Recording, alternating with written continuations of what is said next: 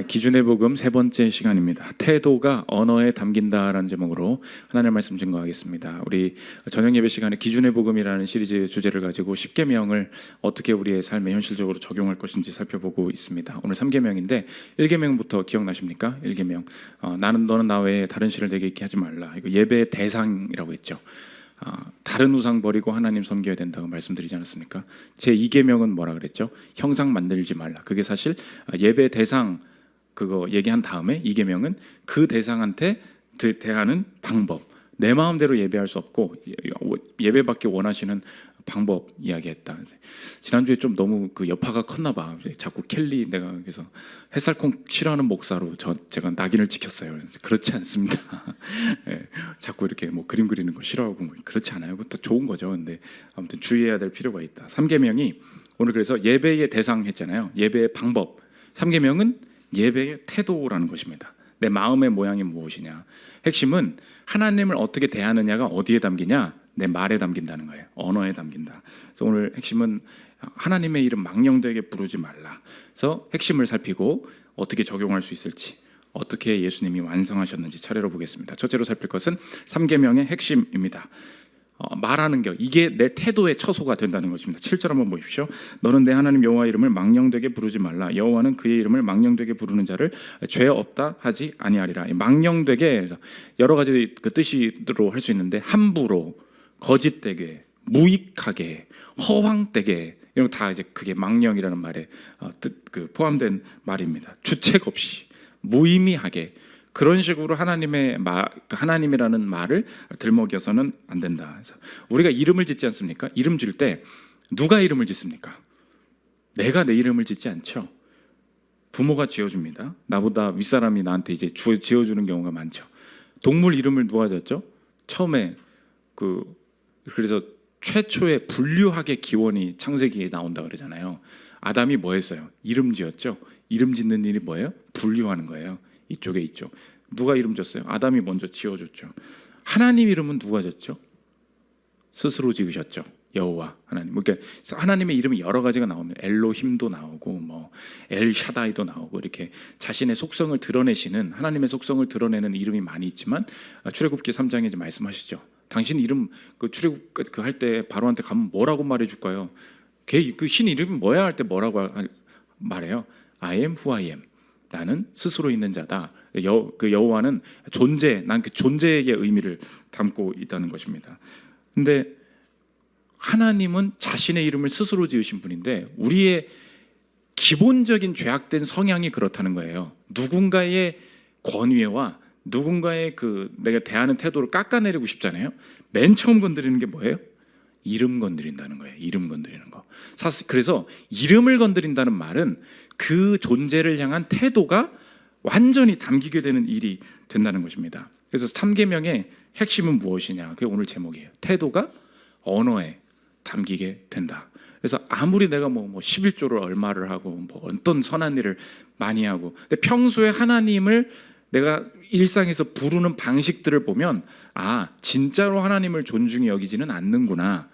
그런 게 쉽게 나타날 수 있다는 것입니다. 저를 비하했던 사람들의 이야기들을 이제 해보면은 자기가 엄청 으스대는 거 좋아하는 중대장님이 계셨습니다. 근데 중대장님이 저를 두 분을 모셨는데 처음 중대장이 저한테 와가지고 이제 뭐라 그러냐? 저는 보급병이었거든요. 보급병은 이게 창고를 관리하는 거예요. 창고라는 말에 뭐가 있습니까? 창이 있죠. 제 이름은 서창이잖아요.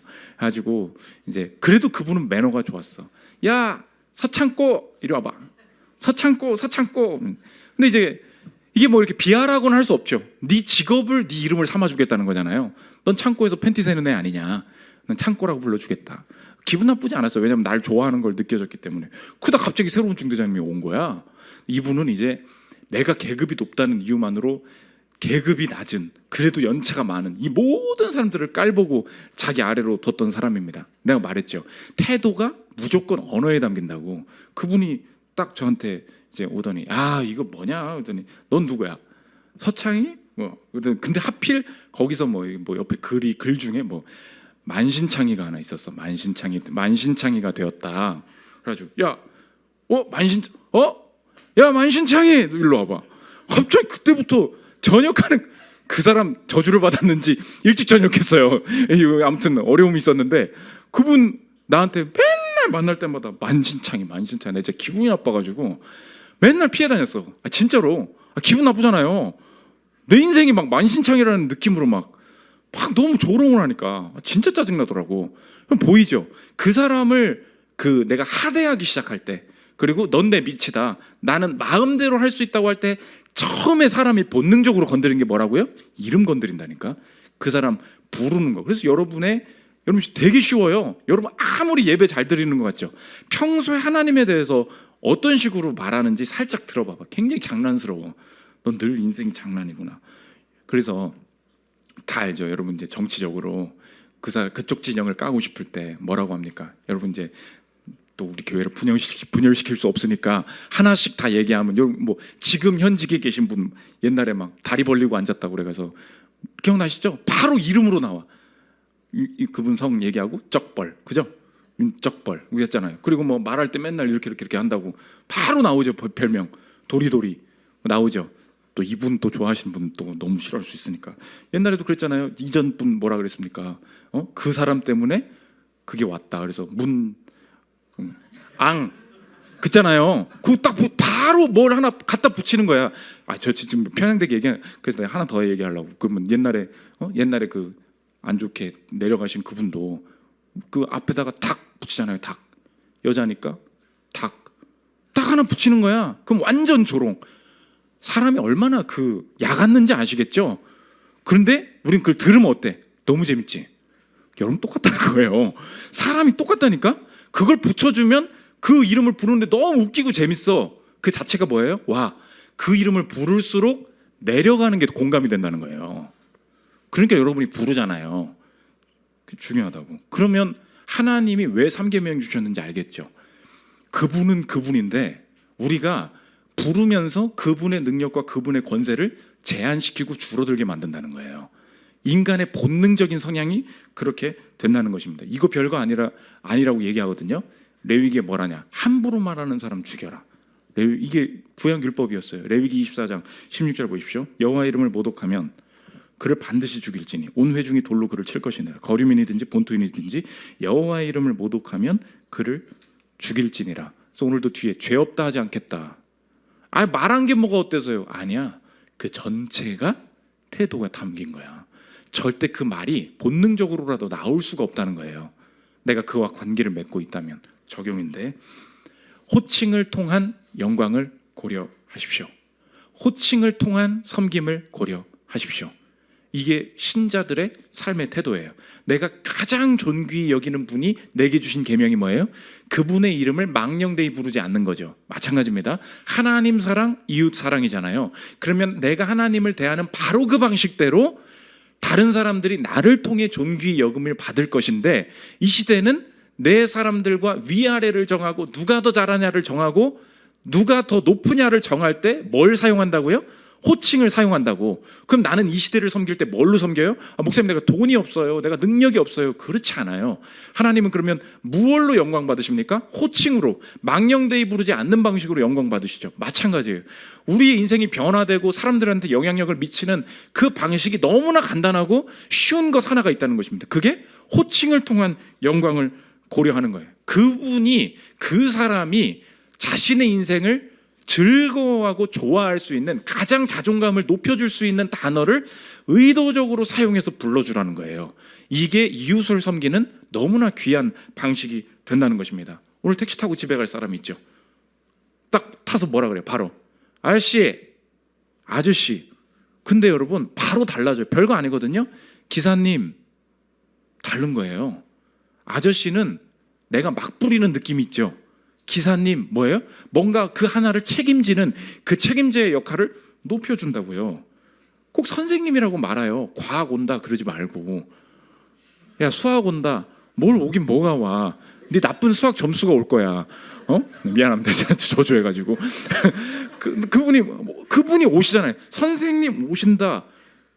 그 초등학교 중학교 때부터 가르쳐줘야 돼요. 부모님 그냥 그거 넘기지 마세요. 그 사람이 가장 좋아할 수 있는 단어는 이걸 더 좋아할 수 있어라고 가르쳐줘야 알아요. 여러분도 기사님을 안 써보면 그 말 잘 안 들어오죠.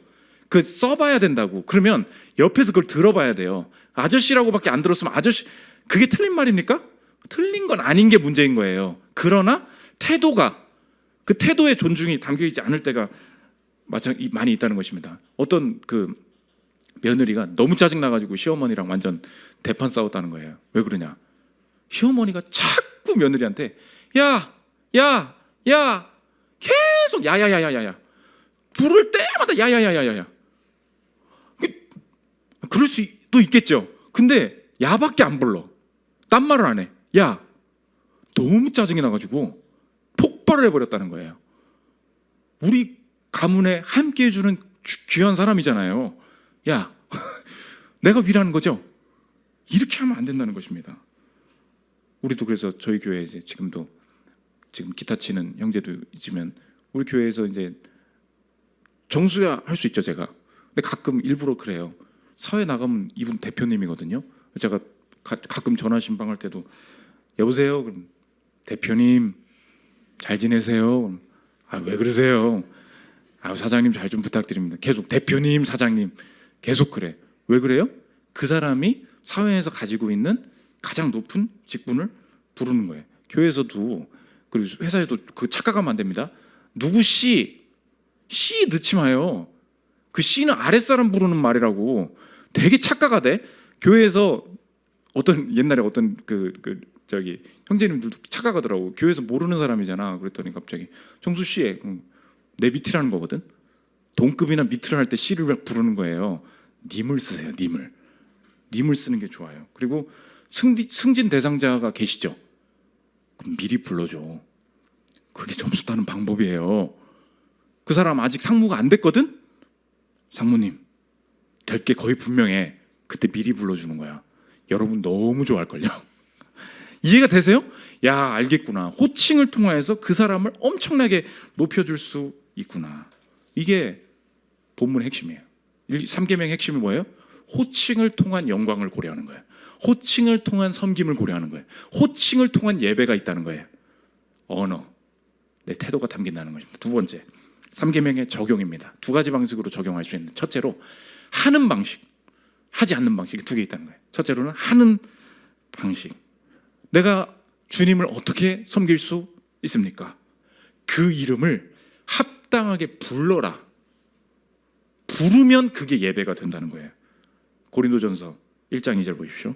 고린도에 있는 하나님의 교회 곧 그리스도 예수 안에서 거룩하여지고 성도라 부르심을 받은 자들과 또 각처에서 우리의 주 곧 그들과 우리의 주 대신 예수 그리스도의 이름을 부르는 모든 자들에게, 성도의 특징이 뭐래요? 고린도의 교회에 있었던 성도들을 바울이 호칭할 때 그분들은 고린도에 살지요. 그런데 그 사람들의 특징이 무엇입니까? 마지막에 뭐라 그래요? 그리스도의 이름을 부르는 모든 자들에게. 성도의 특징은 뭐라는 거예요? 그 예수의 이름을 합당하게 부르는, 그러니까 부르는 이 호칭을 하는 방식으로 예배한다는 거예요. 이게 너무나 큰 신비가 된다는 것입니다. 그래서 성도가 해야 될 일, 그리고 그분의 능력을 체험하는 일은 뭐냐? 하나님이 부르라고 하신 방법대로 그의 이름을 부르면 그게 예배가 되고 그 자체가 능력이 되고, 그걸 합당하게 불러야 할 때 부르면 그걸 한 것밖에 없어요. 딴 거 안 했다고. 그냥 부르는 걸 했는데 능력이 나타난다는 거예요. 이게 너무나 위대한 예배가 된다는 것입니다. 그래서 손재익 목사님이라는 분이 이 10계명 정리하면서 그리스도의 이름을, 하나님의 이름을 가장 합당하게 부르는 시간이 언제냐, 가장 큰 권능이 나타나는 시간이 언제냐, 우리가 그의 이름을 가장 많이 부를 때가 언제입니까? 그게 예배라는 거예요. 그래서 3계명을 지키는 방식이 보통 어떤 방식으로 나타나요? 예배하는 방식으로 나타난다는 거예요. 예배의 모든 순서를 봐라. 그의 이름을 부르는 방식으로 나타난다. 그런데 예배를 소홀히 여겨. 아우, 나 딴 거는 안 하고. 요즘 목사님 설교는 그래도 챙겨 듣고 있어요. 그리고 한 25분쯤 와. 왜? 아우, 나 노래 너무 짜증나, 찬양. 그러니까 나는 아무튼간 내가 알아서 할게. 기도도 내가 알아서 하고. 그래서 딱딱딱 다 커트하죠. 그리고 설교 딱 듣고 축도 직전에 나가셔가지고 나랑 눈도 안 맞추시면 너무 편해. 비대면 예배가 가능하죠. 왔지만 비대면이야. 얼마든지 가능하죠. 뭐 그걸 모르겠습니까, 제가? 근데 문제는 뭐냐? 그건 예배가 아니라는 거예요. 왜죠? 권능이 없다는 거예요. 지식은 막 들어와요. 뭔 소리 했는지 다 이해되고 성경도 이해되고 권능이 없어. 왜요? 3계명 예배 받으시는 태도의 핵심이 뭐예요? 부르라고. 여러분 그래서 안 부르죠. 능력 없어요. 여러분이 부를 수 있을 것 같죠? 못 불러요. 왜냐? 부르면 권능이기 때문에. 들어보십시오. 손재희 목사님 얘기입니다. 하나님의 이름을 부르는 가장 대표적인 일은 예배다. 실제로 예배 중에 행하는 많은 순서들이 여호와 하나님의 이름을 부르는 일이다. 찬송은 여호와 하나님의 이름을 부르는 일이다. 기도는 하나님을 부르면서 시작하며 예수 그리스도 이름으로 마친다. 설교도 하나님의 이름을 말하는 시간이다. 여호와 이름으로 행하신 놀라운 사역을 선포하는 것이 설교다. 예배의 순서 중 하나로 행해지는 세례도 하나님의 이름을 말하는 시간이다. 이런 점에서 예배는 제3계명이 지켜져야 할 가장 중요한 자리다. 적용이죠. 여러분의 인생에 내가 하나님의 이름을 말하지 못하게 하는 방식으로 여러분의 인생에 그 이름의 권능이 뺏어가게 만들어질 거라는 거예요. 그게 영적 싸움입니다. 그냥 이렇게 집중하지 않고 그냥 예배 오잖아요. 어느 순간 돌아보면 내 찬양 안 하고 있어. 그렇잖아요. 조금만 모르는 찬양이야. 하다가 끝나. 기도도 떠봤는데 기도가 끝난 줄 알았는데 설교가 끝나 있어. 뭐 그럴 때가 있잖아요. 양자역학이 막 갑자기 내 인생 막 시간을 막 그러니까 왔다 갔다 하잖아요. 왜 예배의 모든 순서에 참여해야 됩니까? 이해되시겠죠? 예수의 이름을 부르는 곳에 권세가 있단 말이에요. 그래서 너무 단순한 말씀인데 오늘 그냥 이걸 받아들이십시오. 로마서 10장 13절 보십시오. 누구든지 주의 이름을 부르는 자는 구원을 받으리라. 이거 전도 얘기가 아니에요. 상황이 어렵잖아요. 그럼 어떻게 해요? 주님 이름을 부른다고. 그게 권능이라고. 그래서 예수의 이름을 망령되이 부르지 말라는 뜻에 그 함축되어 있는 것이 이것입니다. 예수님 이름을 부르고 예배할 때는요, 내가 이슈를 정한 다음에 예수의 이름을 끼워 넣는 게 아니에요. 이름을 부르면 주님이 내 삶에 필요한 이슈들로 찾아오시는 것이지 순서가 바뀌어야 된다는 거예요. 우리 설교 내가 마음이 조금 힘들 때 짜증나죠. 내 인생의 지금 주제는 예를 들어서 만남이야. 혹은 뭐 사업이 잘 안 돼. 그거를 해결하기 위해서 주님께서 어떻게 일하실 수 있는 방법으로 왔어요. 그랬더니 이 교회는 뭐 예배 순서가 나랑 내 상황이랑은 전혀 맞지 않고 막 그냥 갑자기 주의 이름을 높인다 그러고 막 마귀 떠나간다고 뭐 예수 이름 막 이렇게 하면 뭐가 이렇게 안 맞잖아요. 왜? 내 주제에 맞는 얘기를 해달라니까? 내 이슈에 맞는 얘기를 해달라니까? 아니라는 거예요. 왜요? 그럼 이슈가 높고 그의 이름이 낮은 거죠. 그의 이름을 수단 삼겠다는 거잖아요. 반대라는 거예요. 이름을 말하라고. 그러면 그분이 이상해요. 예배 가운데 다른 영역을 치고 들어오세요. 네 문제는 그게 아니야. 그 이름의 권세가 모든 영역에 내 삶에 적당하게 찾아오시는 것이다. 그래서 이슈가 먼저가 아니라 이름이 먼저가 된다는 것입니다. 두 번째, 하지 않는 방식으로 영광 돌릴 수 있다는 거예요.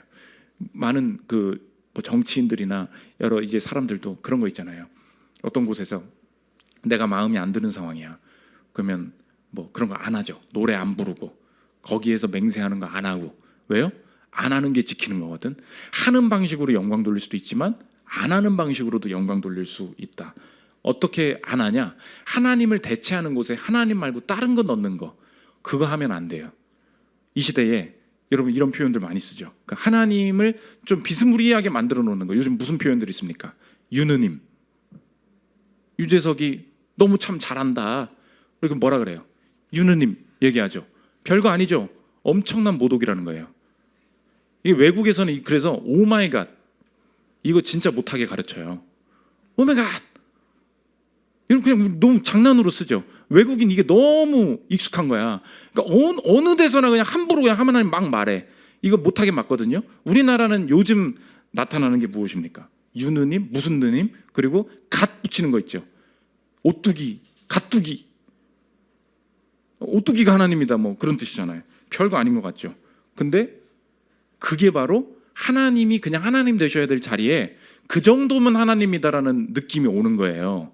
그러면 하나님은 전혀 특별해지지 않죠. 이런 시대에 나는 그런 말 안 하는 방식으로.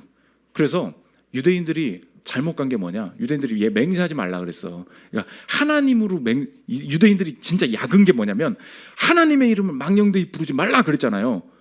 유대인들이 어떻게 적용하는지 아십니까? 야, 잘못해서 망령되이 부르면 다 죽는데 그럼 어떻게 해요? 아예 부르지 말어.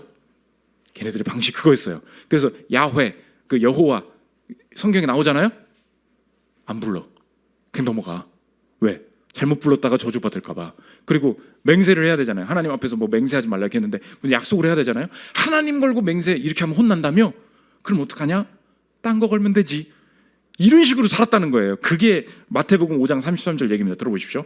또 옛사람에게 말한 바 헛맹세를 하지 말고 내 맹세한 것을 주께 지키라 했다는 말을 너희가 들었으나 나는 너에게 이르노니 도무지 맹세하지 말지니 하늘로도 하지 말라. 이는 하나님의 보좌이며 땅으로도 하지 말라. 이는 하나님의 발등상이며 예루살렘으로도 하지 말라. 지금 뭐라 그래요? 하늘로, 땅으로, 예루살렘으로, 머리로 하지 말아라. 이게 무슨 말이에요? 유대인들이 그랬던 거예요. 하나님으로 막 이름으로 맹세하지 말라 그랬어. 근데 내가 무슨 말을 내 말이 확실하다라고 말은 하고 싶어. 그 하나님 대신에 넣는 게 뭐예요? 내가 예루살렘 거고 맹세할게. 이렇게 얘기한 거예요. 그리고 나서 이건 하나님은 아니니까 안 지켜도 되지. 이렇게 사는 거예요. 그렇게 하지 말라고. 불필요한 말 하지 말아라. 신앙의 원칙입니다. 그런 말 하지 말고 어떻게만 하냐? 마태복음 5장 37절 보여주십시오. 오직 너희 말은 옳다 옳다 아니라 아니라 하라. 이에서 지나는 것은 악으로부터 났느니라. 옳다 옳다 아니라 아니라 하라. 어제 청소년 캠프 갔는데 딱만 이거 오늘 설교인데 너 어쩔 수 없어. 이 얘기는 할 수밖에 없다. 제가 얘기했는데 어떤 분이 마피아를 하다가 난 시민이야.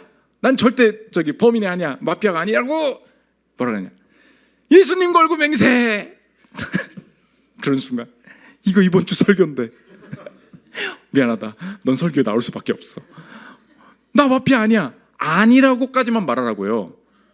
근데 뭐라 그래? 예수님 걸고 맹세.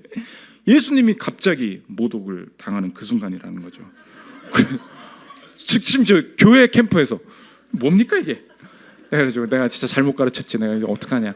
모를 수 있어요. 여러분도 막 쓰잖아. 윤우님, 우리 대표님 완전 뭐 뭐다. 일본 좋아하는 사람 갓본 뭐 그러잖아. 너무 위험한 말이에요. 그래서 그렇게 따지면 그의 이름이 얼마나 귀한지 모든 것을 그 이름 대하듯이 하라.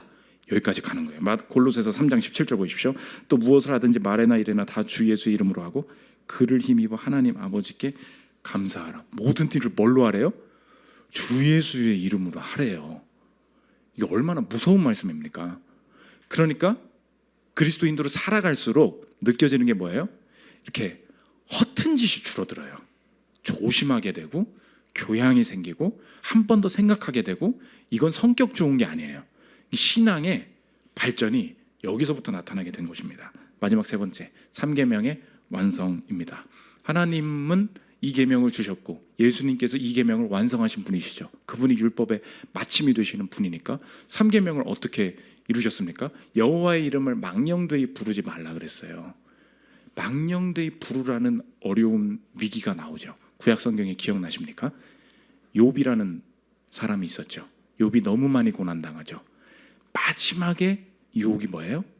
너무 인생이 어려우니까 마지막에 오는 유혹이 무엇입니까? 내게 이런 일을 행하시는 하나님을 함부로 말하고 죽으라고. 그게 욥의 아내의 유혹이었어요. 욥기 2장 9절 보십시오. 그의 아내가 그에게 이르되 당신이 그래도 자기의 온전함을 굳게 지키느냐? 뭐래요? 하나님을 욕하고 죽으라. 3계명 위반하라는 거죠. 하나님을 욕하고 죽으라. 예수님이 마지막에 이 계명을 어떻게 지키셨습니까? 누가복음 23장 46절입니다. 예수께서 큰 소리로 불러 이르시되 아버지 내 영혼을 아버지 손에 부탁하나이다 하고 이 말씀을 하신 후 숨지시니라. 마지막 고백이 뭐예요? 하나님을 욕하고 죽으라. 3계명 위반해도 된다. 뭐예요? 내 영혼을 아버지 손에. 여전히 당신은 나의 아버지이십니다. 마지막 질문인데 여러분 이런 마음 들죠? 내가 인생 너무 어려울 때 속으로 예수님 이름을 많이 부른다고. 근데 목사님 아무 일도 일어나지 않던데요. 상황이 악화되던데요. 예수님 도와주세요. 예수님 이 순간을 좀 모면하게 해주세요. 예수님 정말로 좀 함께 해주세요. 이것 좀 어떻게 해주세요. 그 응답이 될 때도 있는데 그냥 있는 대로 두들겨 맞고 있는 대로 어려워질 때도 있던데요. 그 능력의 권세가 그렇게 많은데 왜 그게 내 인생에 이렇게 잘 드러나지가 않습니까? 지금 이 상황을 좀 하나님 벗어나게 해주세요. 그게 잘 안 되는데요. 하나님께서 예수의 이름을 불렀음에도 불구하고 내 인생에 그냥 그걸 당하게 하시고 맞게 하시고 잘 풀리지 않게 하시는 이 상황 속에서도 그의 이름의 권세가 있음을 내가 어떻게 알 수 있습니까? 주님이 그 이름 부르는 걸 들으신다는 것을 어떻게 알 수 있습니까? 상황은 쉽게 변화되지 않지만 여전히 내가 예수 이름 부를 때 이것이 선한 방향으로 결론 지어져 가고 있음을 우리가 어떻게 확신할 수 있습니까? 어떻게 확신할 수 있죠? 불렀을 때 내게 응답하신다는 걸? 그거를 이번에 김현수 목사님이 우리 청소년들한테 했대.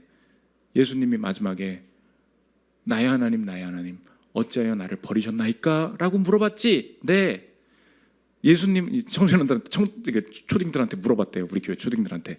자, 퀴즈. 예수님은 어떤 응답을 받으셨을까요? 했다는 거예요. 저야! 내가 널 구원해 주겠다.